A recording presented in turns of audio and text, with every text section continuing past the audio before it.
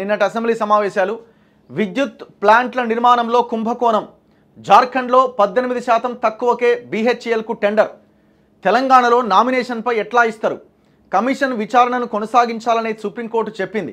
అసెంబ్లీలో ముఖ్యమంత్రి రేవంత్ రెడ్డి. సో మనం చాలా మార్నింగ్ నుంచి ఈవినింగ్ వరకు ఈ సభని మనం ఫాలో అయినాం, అందరూ చూసి ఉంటారు.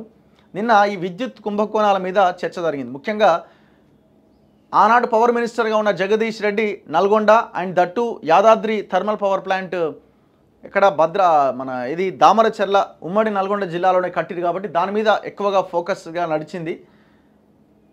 అండ్ భద్రాద్రి పవర్ ప్లాంట్ ఈ ఇండియా బుల్స్ అనే కంపెనీ ఎట్లా తెర మీదకి వచ్చిందన్న దాని మీద డిస్కషన్. ప్రభుత్వం కేసీఆర్ గతంలో చేసిన అరాచకాలను ఎండగట్టే ప్రయత్నం చేసింది. లేదు మేము చాలా మంచి పని చేసినాం, అసలు కరెంటే లేకుండే, మేము లేకపోతే ఇంక ఆగమైపోతుండే అని ఇటు జగదీష్ రెడ్డి బీఆర్ఎస్ వాదనకు వచ్చే ప్రయత్నం వీళ్ళు చేశారు. సుప్రీంకోర్టు కేసీఆర్కు క్లీన్ చిట్ ఇవ్వలే, కమిషన్ చైర్మన్ను మార్చాలని మాత్రమే చెప్పింది. కోర్టు తీర్పుపైన సభను తప్పుదారి పట్టించేలా ప్రతిపక్ష సభ్యులు మాట్లాడుతున్నారు. సీఎం సభకు వాస్తవాలు చెప్పాలి. ఒప్పందం జరిగింది గృహ అవసరాల మీటర్ల కోసమే, వ్యవసాయ పంపు సెట్లకు మినహా అని అందులో స్పష్టంగా ఉన్నది. రేవంత్ రెడ్డి అసలు అంశాన్ని వదిలేసి మిగతాదే చదివారు. బడ్జెట్ పద్దులపై చర్చలో మాజీ మంత్రి జగదీష్ రెడ్డి. అయ్యా శ్రీరంగారావు డిస్కమ్లకు రాసిన లెటర్ని కూడా బయట పెట్టండి. బేసిక్ ఏంటంటే వీళ్ళకు కూడా తెలియదు అది, ఎందుకంటే మనం ఇప్పుడు కాదు చెప్పింది, ఎప్పుడో 1.5 year నుంచి మొత్తుకుంటున్నాం ఈ అంశాన్ని. వ్యవసాయ మోటార్లకు మీటర్లు పెట్టాలన్న ఆలోచన మోదీ చేసిండు, కేసీఆర్ దాన్ని అమలు చేయడానికి రెడీ అయ్యిండు. కేసీఆర్తో పాటు జగన్మోహన్ రెడ్డి అక్కడ ఆంధ్రప్రదేశ్లో ఆల్రెడీ మీటర్లు కూడా పెట్టేసిండు. ఇప్పుడు డిస్కషన్ జరపాల్సింది ఇది కాదు, ఇప్పుడు మోటార్లకి మీటర్లు ఇది కాదు, మొత్తం డిపార్ట్మెంట్ని సర్వనాశనం చేసిరు కదా. 80,000 కోట్ల అప్పులు తీవ్రమైన నష్టాల్లోకి నెట్టేసిన దాని మీద డిస్కషన్ జరగాలి. దాన్ని ఎట్లా రివైవ్ చేయాలా, అవకాశాలు ఏమున్నాయి దాని మీద డిస్కషన్ చేయాలి. మొత్తం ఒక పొలిటికల్ అంశంలాగా మారిపోయింది ఈక్వేషన్. ఆయన తిట్టుకుడు, ఈయన తిట్టుడు. చివరికి ఈ ముఖ్యమంత్రి ఏమో నేను చెట్టు కట్టేసిరు రైస్ మిల్లర్లు చిన్నప్పుడు, అది ఎవరికి తెలియదు, నిక్కరేసుకున్న వాళ్ళకి కూడా తెలుసు అని ఆయన, మీ గురువు చంద్రబాబు నాయుడు ఆడిని సూట్ కేసులు మోసమని ఈయన, ఇట్లా తిట్టుకోవడానికే సరిపోయింది. ఇక ఆయన కోమటిరెడ్డి వెంకటరెడ్డి నువ్వు నరికినవు, చేసినావు, నువ్వు గతంలో ఎన్నో హత్యలు చేసినావని ఆయన.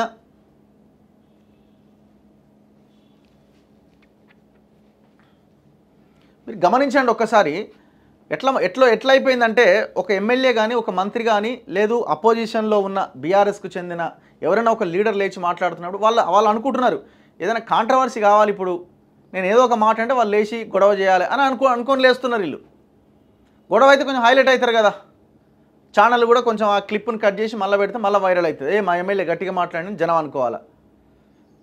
ఇది ఎట్లా అయిపోయిందంటే ఇదేదో గొడవల కోసమే ఏర్పాటు చేసి ఈ సభ ఒక ఎంటర్టైన్మెంట్ షో అయిపోయింది.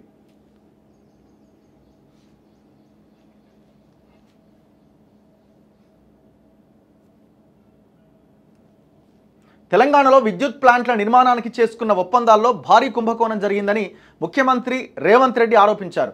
జార్ఖండ్లో ప్లాంట్ నిర్మాణ పనుల్ని బీహెచ్ఈఎల్ 18% తక్కువకే టెండర్ ద్వారా దక్కించుకున్నది.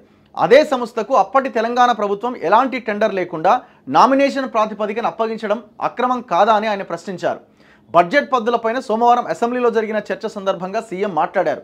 యాదాద్రి విద్యుత్ ప్లాంట్ నిర్మాణ బాధ్యతల్ని బీహెచ్ఈఎల్కు కేంద్ర ప్రభుత్వం అప్పగించింది. సివిల్ పనులు చేసే సామర్థ్యం ఆ సంస్థకు లేదు, సాంకేతిక అంశాలను మాత్రమే చేస్తున్నది. మొత్తం కాంట్రాక్టులను ఆ సంస్థకు కట్టబెట్టి సివిల్ పనులను తమకు కావలసిన వారికి ఇప్పించుకున్నారు. ఏ ఒక్క ప్లాంటు సకాలంలో పూర్తి చేయలే, ఫలితంగా అంచనా వ్యయాలు భారీగా పెరిగినాయి. ఇప్పుడు నా పాయింట్ ఏంటంటే, ఇప్పుడు మీరు ఎంక్వైరీ చేసే పొజిషన్లో ఉన్నారు. నిజానికి కేసీఆర్ వేసిన పిటిషన్ సుప్రీంకోర్టులో కూడా జగదీష్ రెడ్డి ఏమంటుండు, మేము గెలిచినాం సుప్రీంకోర్టులో అంటుండు. అన్యాయం ఇది, మీ నోటికి మొక్కాలే. మీరు గెలవలేని ఆయన, మీరు సుప్రీంకోర్టులో కేసీఆర్ వేసిన దేని మీద, అసలు కమిషన్ విచారణే చేయడానికి అవకాశం లేదు, కమిషన్ను రద్దు చేయమని పిటిషన్ వేసిండు. అక్కడ ఉన్న రిటైర్డ్ జడ్జిని ఆ కమిషన్ చైర్మన్ని మార్చమని వేయలే. అప్పుడు సుప్రీంకోర్టు అడిగింది, మరి ఈయన మీడియా ముందుకు వచ్చి మాట్లాడడం కూడా కరెక్ట్ కాదు కదా, మరి మార్చడం మీకు ఓకేనా అంటే గవర్నమెంట్ ఓకే అని ఒప్పుకున్నది. సో ఇప్పుడు ఆయన మార్చబోతున్నారు, ఆయన కూడా రిజైన్ చేసిండు.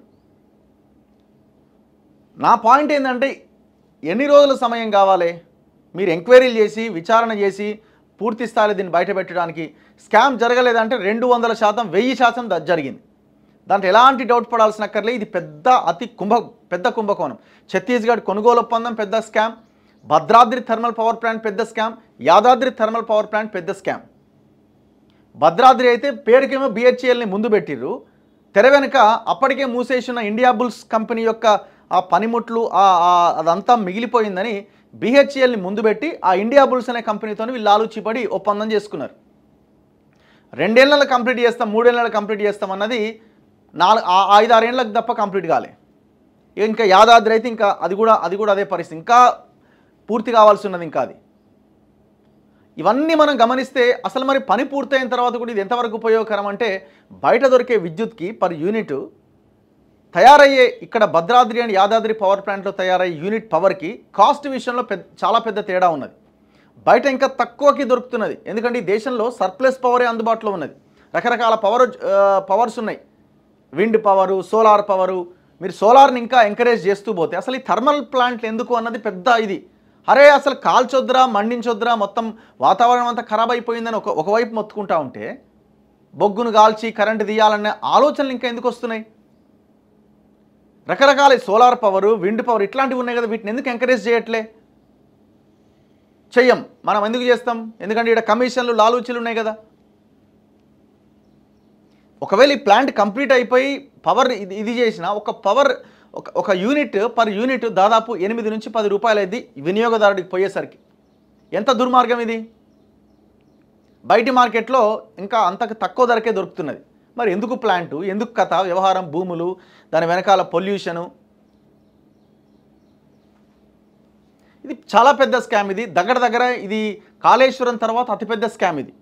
ఆడో 30,000 కోట్లు తగలేసిండు, 35,000 కోట్లు దగ్గర, ఈడొక 10-15,000 కోట్లు ఇటు తగలేసిండు. దగ్గర ఇది మొత్తం ఒక 50,000 కోట్ల స్కామ్ ఇది. ఏది? యాదాద్రి అండ్ భద్రాద్రి.